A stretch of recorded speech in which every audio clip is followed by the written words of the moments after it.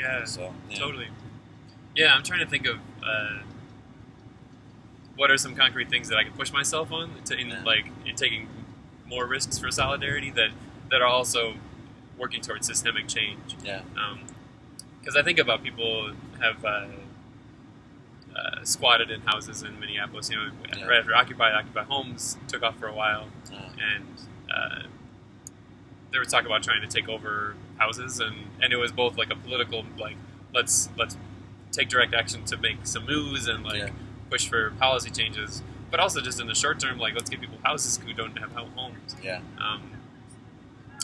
And I wonder what's the best leverage point of making some bigger change. I mentioned, that the occupying the houses, the squatting, that's a big move, and it requires some thorough planning and also thorough solidarity and support, because it's easy for convention to shut it down and just come in with the sheriffs and forcefully remove people. So in order to withstand that and endure it, it means having a plan in place that sustains itself beyond that reaction. And that's where the solidarity, the international solidarity comes in, and as well, and planning accordingly.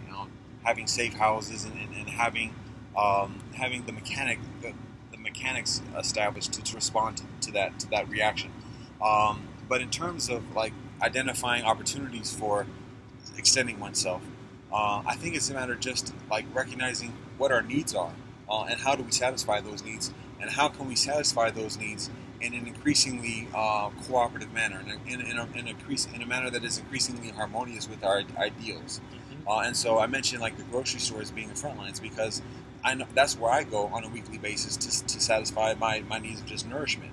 So the consideration is, how can I do that in an increasingly harmonious manner that is consonant with my politics and my idealism. So that's one consideration. Then another consideration is, okay, where am I living? What is the environmental harmony of my domicile in terms of the energy consumption? Am I using gas? How much electricity am I using? Am I utilizing renewable energy? How can I if I'm living in an apartment, how can the apartment transition from coal to renewable energy, or even being off the grid? What can I do to do that? And that's a little bit of a longer term consideration, but it's just like I said, it's just a matter of recognizing where our needs are, and also a matter of making our lifestyles increasingly modest, and kind of withdrawing from that consumption culture, and all the self-worth and self-esteem and self-value that's attached to trinkets and doodads, and instead just to be purposeful and to be modest, and recognize, okay, what do I genuinely need to sustain myself and to continue on, and then like I say, with this computer, is there another option? Is there a group that's doing this, that's down for the cause and involved in things like that, that's using or that's paying? I know there's material that goes into the mechanics of this, that comes from Africa, and I'm generally aware of there being adverse conditions for the people who do the actual extraction of the material. So I think that's something that's lesser known amongst people. But so, is there an outfit that's using renewable sources, renewable materials, or has better relationships with the people that are providing the materials that go into the computer? Internet provider, utilities. I mean, everything that we use to sustain ourselves. Is there an opportunity that we can do this in an increasingly harmonious manner, or is there a smaller outfit that might be conventional and selfish at the moment, but because it's a startup or something like that, might it be amenable to signing on to a compact that we established and saying, hey, if you sign with us and agree to incorporate these principles within your corporation, we're going to give you this block of solidarity to support you and help you as well.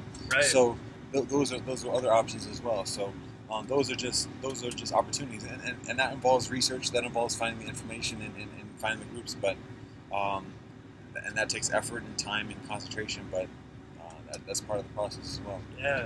So, I'm a little bit winding down. Cool. I've been talking for a while, so we've been going at this for a while. But so, anything else you want to share? No, that's great. Okay. Cool. Yeah, thanks. Jason's like, yeah, man, it's about time.